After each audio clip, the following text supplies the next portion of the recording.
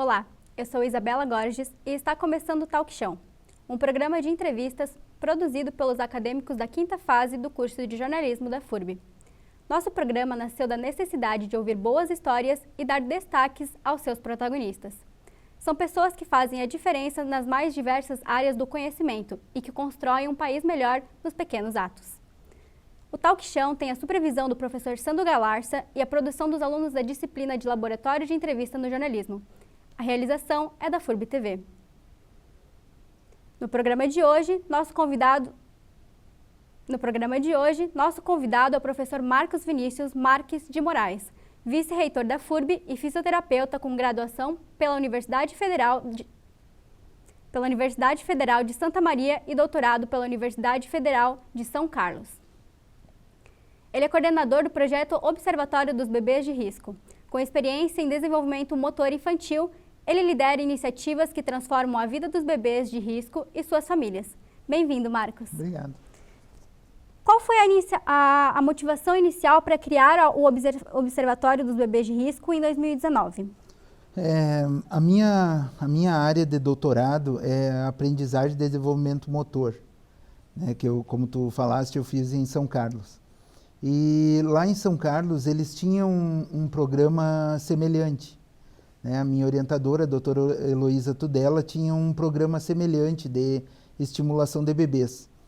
E junto com a professora Janaína Moraes, aqui em Blumenau, desde lá a gente vinha idealizando alguma coisa, né? Uma proposta que fosse semelhante, que a gente pudesse trabalhar aqui em Blumenau da mesma forma.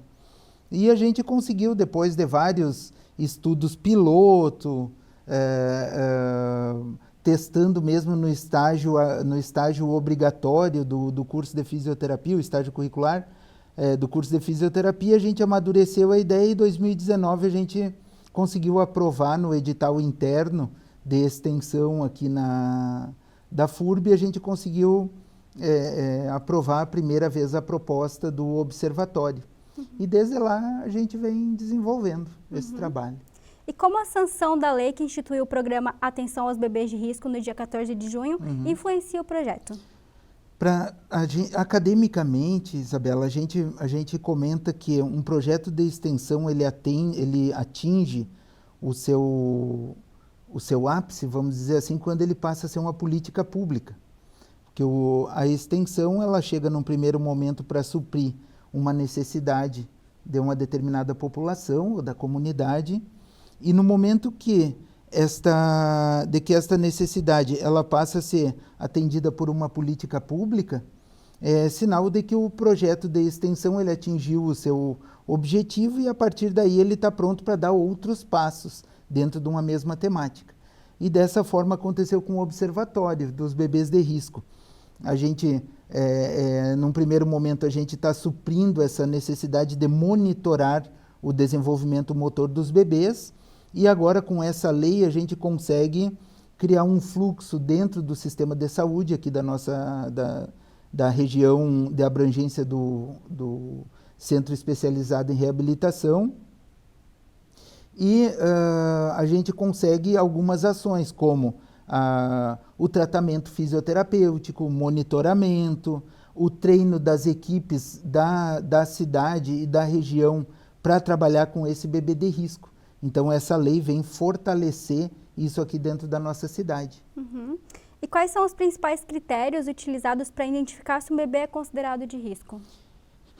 A gente, na literatura, o bebê ele é classificado, o risco, né, ele pode ser classificado em 3 dimensões. O risco pré-natal, que é aquela gestação que a mãe pode ter algum tipo de histórico, né, o diabetes gestacional ou alguma outra disfunção. O risco perinatal, que são aquelas complicações que podem ter acontecido ali no momento do parto, exatamente no momento do parto, e o risco pós-natal, que são algumas disfunções, algumas doenças que acontecem após o bebê ter nascido. Por exemplo, a icterícia, o amarelão, né? O amarelão do recém-nascido, por exemplo, quando ele tem um nível muito elevado, ele pode causar algum tipo de disfunção para esse bebê. Mas o nosso interesse é de que, mesmo o bebê que não tenha disfunção, mas que tenha isso apenas na sua história, ele precisa ser monitorado, precisa ser acompanhado até determinado período. E de que forma a colaboração com o Hospital Santo Antônio contribui para o sucesso do observatório? O Hospital Santo Antônio, ele é uma referência na neonatologia aqui em Santa Catarina, vamos dizer assim. Então, eles têm um fluxo muito grande lá de bebês, que passam pela UTI, pela Unidade de Terapia Intensiva, e pela UCIM, que chama Unidade de Cuidados Intermediários, a sigla é UCIM.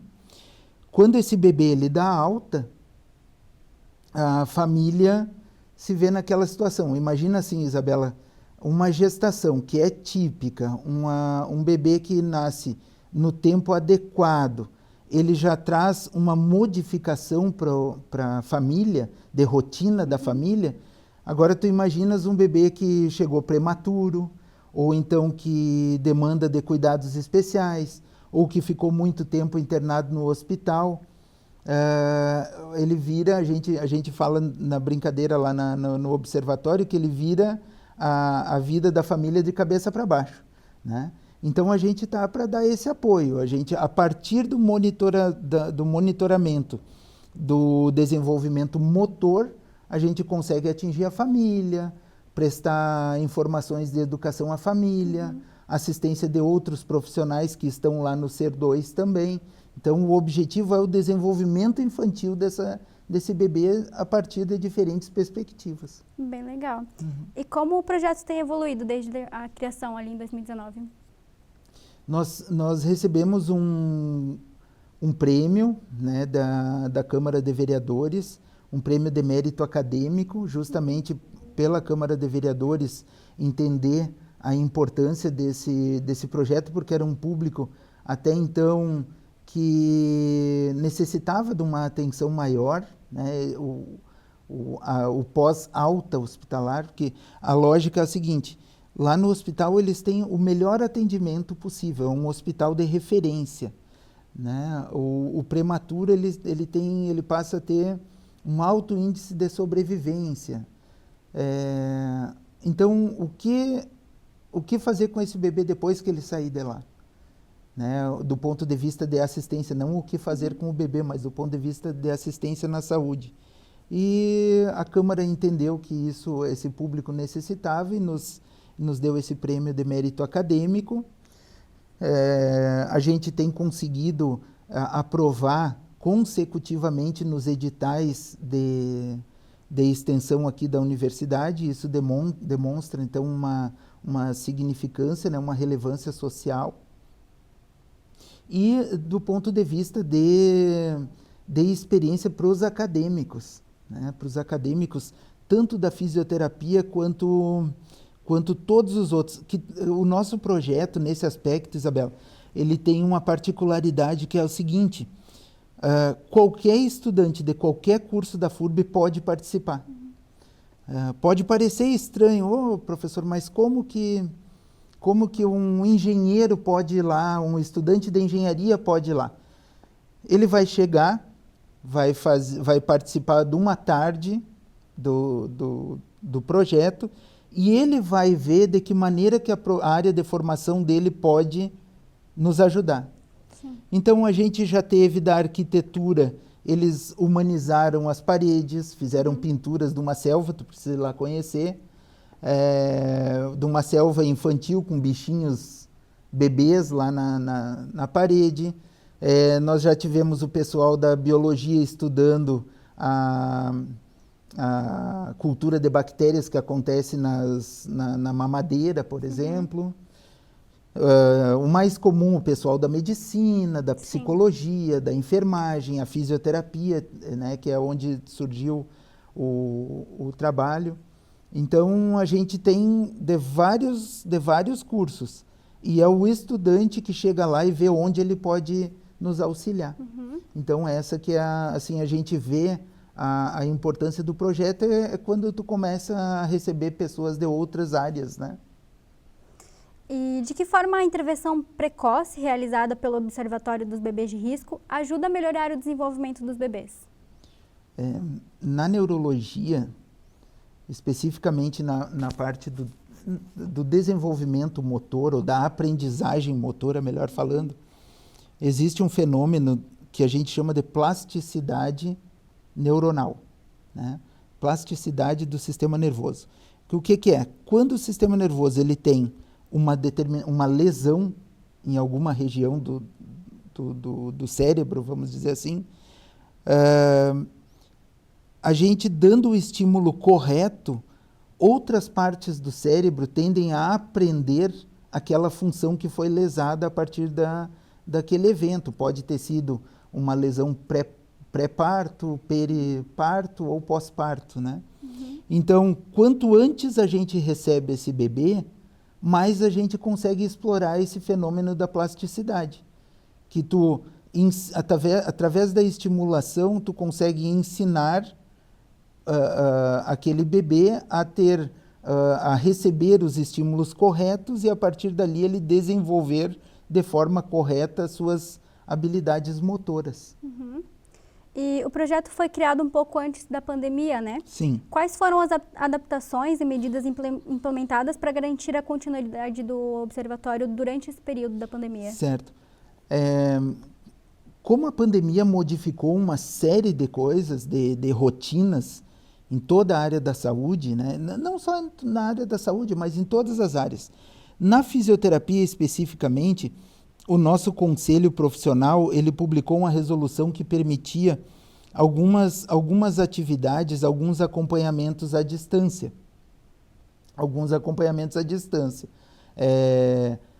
Remoto, né? Então, os nossos estudantes lá da fisioterapia, principalmente, eles faziam algumas orientações, faziam avaliações, as escalas padrões ouro que a gente utiliza, elas poderiam ser utilizadas remotamente. Então, a gente fazia teleconsulta mesmo. Fazia uma ligação via o aplicativo lá para a família filmava o bebê da maneira que o estudante pedia e a gente fazia a pontuação da escala lá do outro lado. E passava as informações, tudo foi um período bem desafiador, mas a gente teve algum sucesso. Teve uma adaptada bem legal. Sim, foi bem legal. O bate-papo está muito interessante, a gente vai para um breve intervalo e na sequência continuamos a nossa conversa. A gente já volta. Vamos ser sinceros, não é só ter uma infraestrutura incomparável, é poder usar tudo isso para fazer a diferença e somar na vida das pessoas. Porque para formar a próxima geração de líderes, empreendedores e criativos, é preciso somar o estudo de casos reais com pesquisas que mudam o mundo. É saber que tem diferença entre ouvir falar e viver essa experiência. Escolha somar no seu futuro. Inscrições abertas em ingressar.furb.br. FURB, graduação não é tudo igual. Estamos de volta com o Talk Show. Hoje recebemos o professor Marcos Vinícius Marques de Moraes, coordenador do Observatório dos Bebês de Risco. Professor, qual a importância da estimulação precoce no desenvolvimento infantil, conforme observado no projeto? A gente trabalhar com o desenvolvimento infantil é tu evitar que, para aquelas crianças, principalmente que aquelas que são potencialmente pode ter algum tipo de lesão ou de atraso, tu prevenir os fatores deletérios que a gente diz lá na frente, né? Por exemplo, na clínica de fisioterapia, que é o nosso dia a dia, o nosso objeto de trabalho, o nosso objeto de estudo, é muito comum da gente já receber crianças com uma idade cronológica maior, a gente diz crianças mais velhas, né?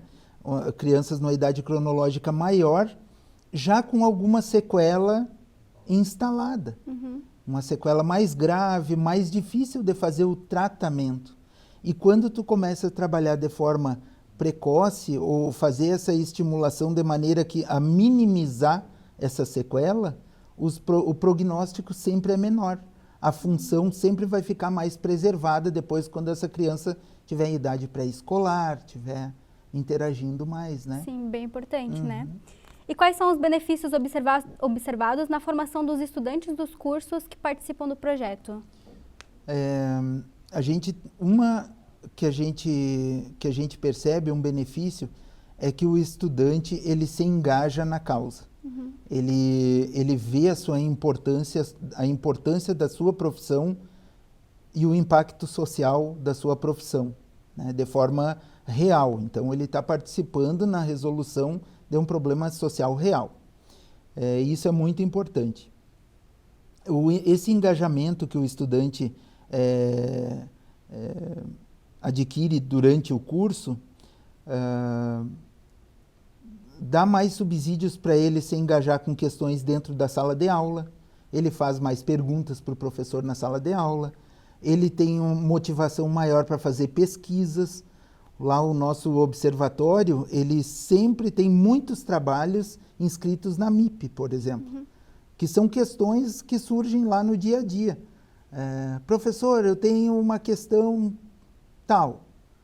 Muito bem, vamos pesquisar para levar para a MIP. Faz a pesquisa, o que a gente consegue juntar de dados ali, a gente leva para a MIP para mostrar, para as pessoas questionarem, né? Surgiram muitos TCCs em cima disso. Nós tivemos 2 mestrandas já que defenderam ali, uma mestranda lá da Federal de São Carlos, que veio coletar os dados aqui com os nossos bebês para defender a dissertação. Tem uma doutoranda agora, né? E uma outra mestranda da UDESC, que a gente tem uma boa relação com o programa de pós-graduação de lá, e eles vêm, coletam os dados, daí depois, claro, eles nos entregam os resultados eles são aplicados para a melhoria do nosso público-alvo também, né? Então, em todos os níveis, vamos dizer assim, tanto da graduação para pós-graduação, o observatório tem sido uma boa fonte de temáticas de pesquisa e motivadoras do ensino dentro da sala de aula.